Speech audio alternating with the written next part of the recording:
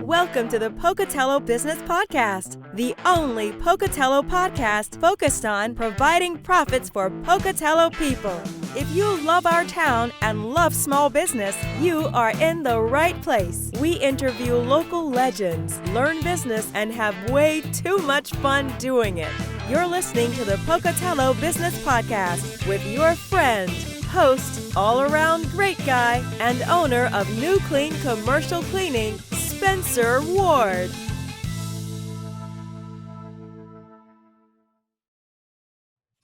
All right, we are in a special edition of the Pocatello Business Podcast. Those who are just listening to the podcast, you don't get to see what I'm sitting in right now, but I think it's a 2020. Yes, 2020 Lincoln Navigator. 2020 Lincoln Navigator. This thing is sweet. I'm at Courtesy Ford with manager Hank Carter. Perfect. Hank is an Idaho boy. He's born and raised, grew up in the American Falls area, went to school in American Falls, and he went to Rocky Mountain College. Yep, went there for a little bit in ISU. ISU for a while. Yeah. Good school over here in Pocatello. Everyone knows that one. Yeah. And then he has been in the car industry for about 17 years. So say hi, Hank, to the audience out here. Hello. So Hank, tell us a little about yourself, your friends, your family, your hobbies, pets. Well, start with family. My wife, Brenda, some people probably familiar with her. She does a lot of graphic design work for some people around town, and my two daughters, Kayla and Kenzie, and Kayla's 24 and Kenzie's 19, and we're just an exciting time of our life. We have 3 dogs and 1 cat, and There you go. we're kind of just an American family. Oh, good stuff. So Hank, how did you get started in the car business?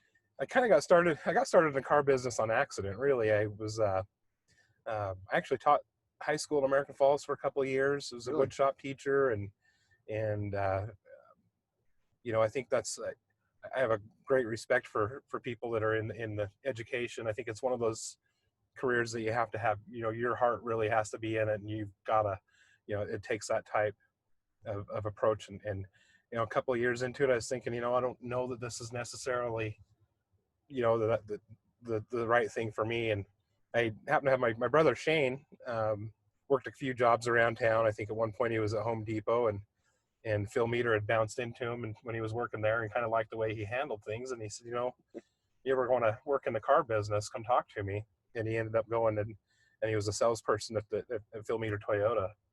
At the time when I was kind of at a crossroads, on Courtesy Ford store had an opening for a sales position, and I came in, and here I am. I mean, it's been a pretty good, it's been a really good thing for me and my family. Sure. I mean, we've 17 years. That kind of just tells you that the people that I work for. Sure. The Phil Meter family is great. It's interesting, and I like, it even solidified even more with me that working for a family-owned business, that's local, is way better. Well, yeah, the Meter family's been such an influential family in Pocatello. It's continued to help this great city grow, and they've given so much back. So that's awesome. So you've always been a Ford guy in the sales arena. Yeah, I worked briefly at our Toyota store. Okay. And that was just I guess just me, and my background was definitely more suited for Ford. Yeah. You grow up in the American Falls community. I mean, that's a farm community, and those are truck people, and and so I guess it's probably easier for me to relate, to that type of customer. And I think in the line of work that we do, that's important. I think you need to be able to understand, okay, how do most people use, an F-150 or a Super Duty, and have a little bit of that experience yourself. And not to say that, that's, if you look at our sales team, we're pretty diverse. Sure. A lot of different backgrounds, so that's important as well. But just I liked everybody at the Toyota store when I was there briefly, but it just seemed, like a better fit Good. for me here at Courtesy Ford. Well, good. I'm glad to see the car business is treating you well, better than the teaching business. Yeah, You probably taught too many knuckleheads like me that kind of scared you out. So that's probably what happened. It's funny because over the years, I'll see some of our customers will come in. Well, they were students, and, at one point or another, and it's funny to catch up and share stories with each other, and some of them I say, let's keep those under wraps. I don't want that to get out there, too well. I was here when I started as a salesperson. When you do that, you've never if you've never done it before, and at the time I had no sales experience, and I was grateful that they gave me a chance. And I can tell you the first month that I was here, I did not sell a car. And they're looking at me and thinking, oh, this might have been a mistake. I don't know if this guy can do this or not. But there were some seriously experienced salespeople here. I mean, one that most people in the community probably heard and familiar with is Dale Fail. Yep. He was probably just coming out of his prime at the time as far as sales. And, it was, for me, being new in the business and a little bit scared, just, Sure. Okay, am I going to be able to make it?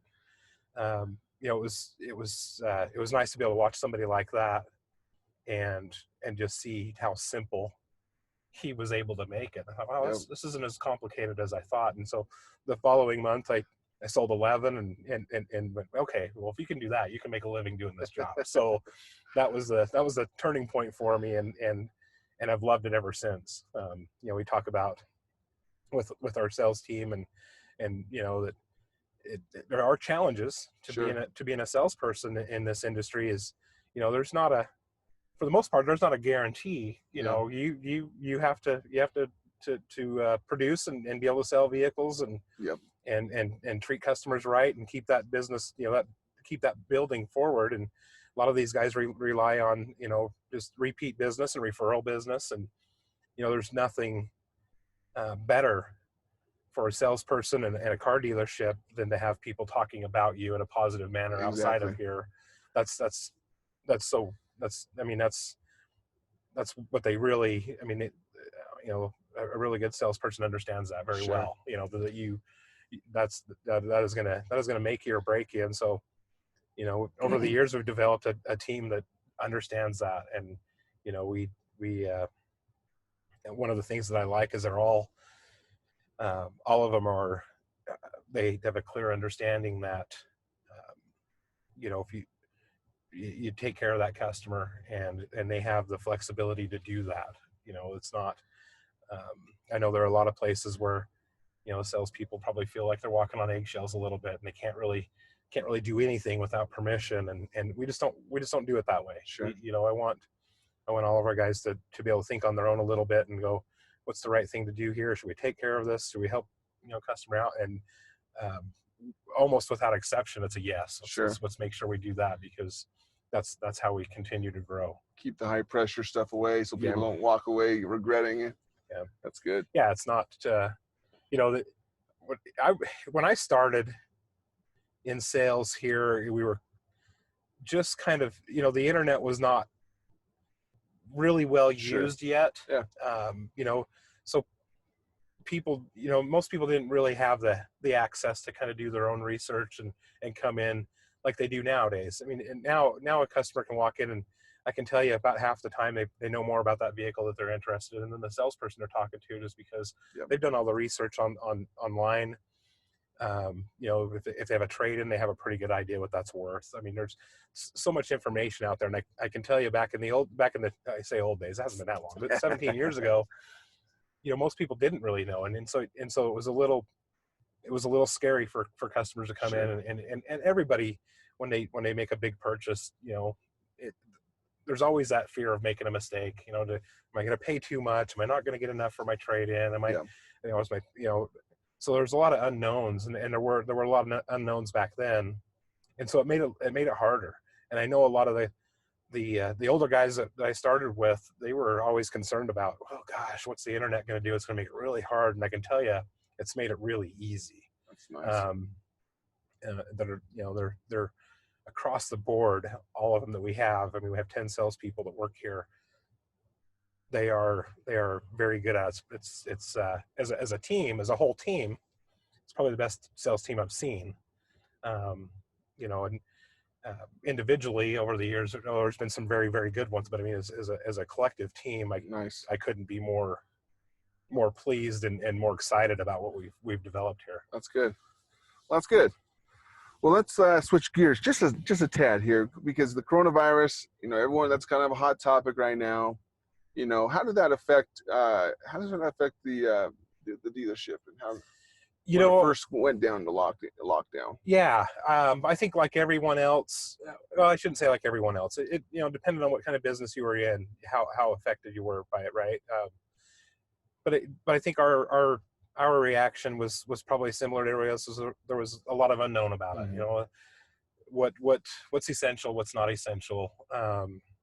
You know, and for us, you know, when we looked into the guidelines on that to see, okay, what is the state government considering essential?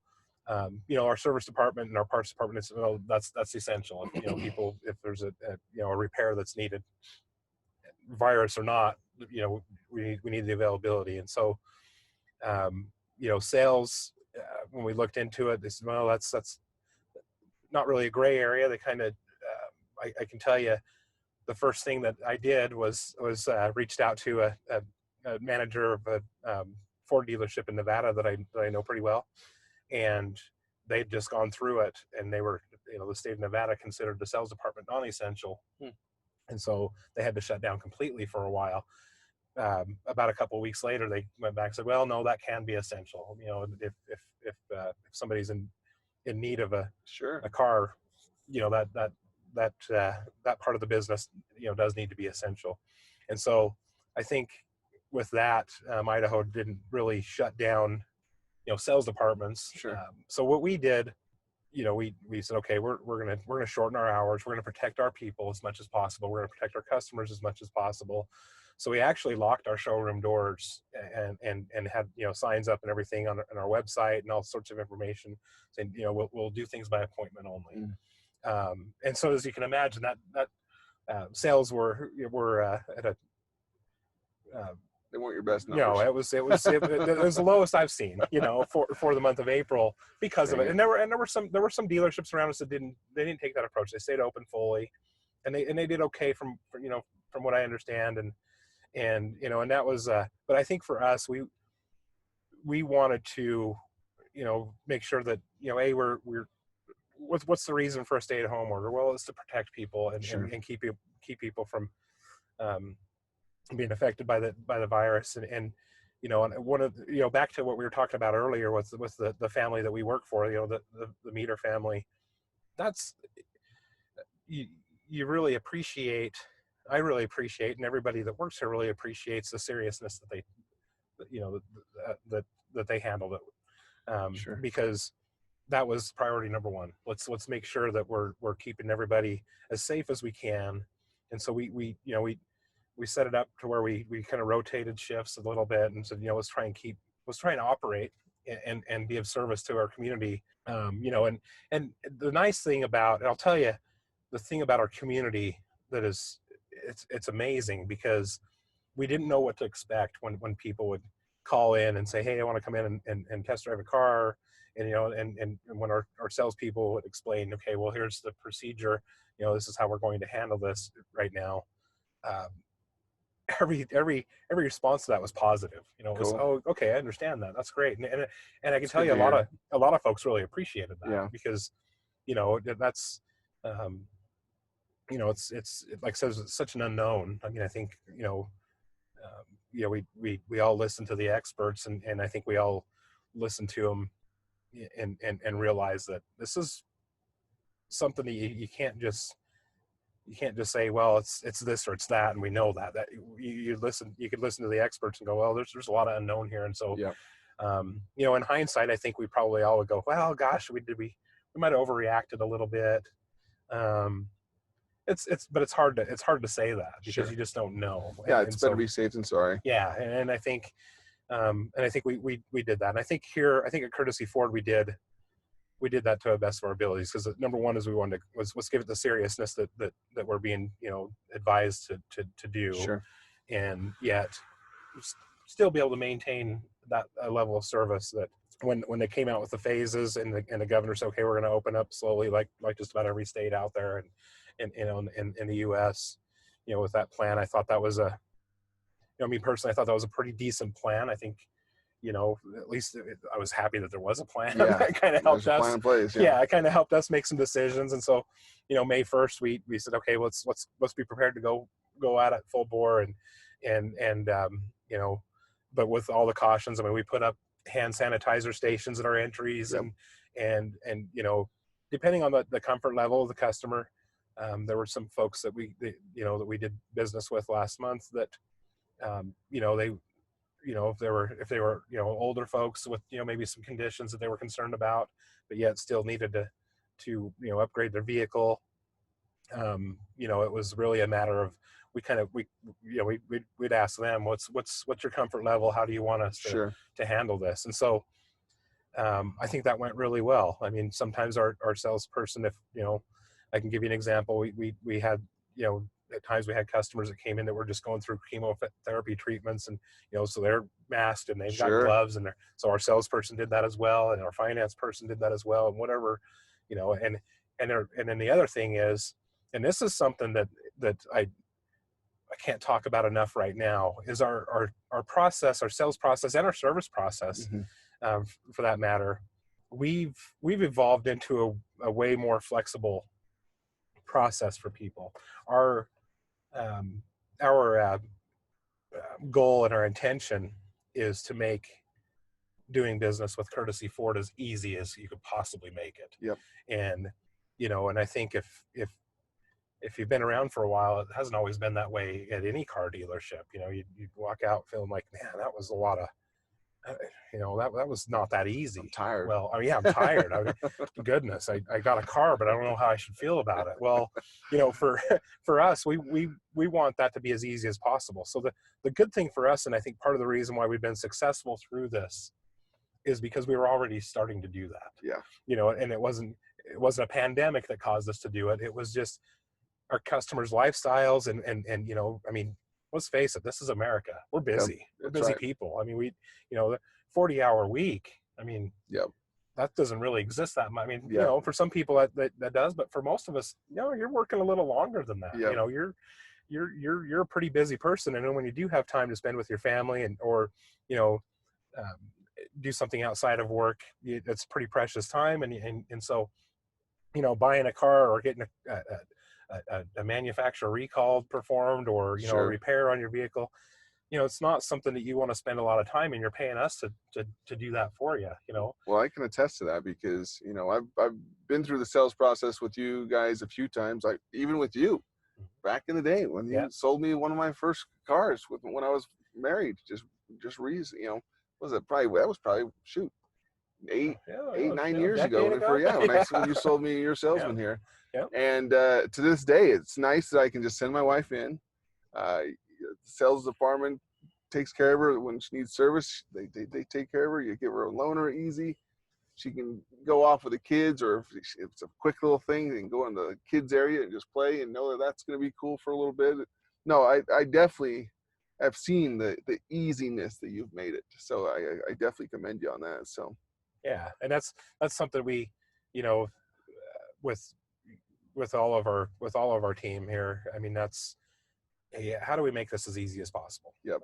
Occasionally we get negative feedback, and I like to hear that as well, because, I tell people, we're human. I mean, we're not perfect. We're not perfect. Mistakes will be made once in a while.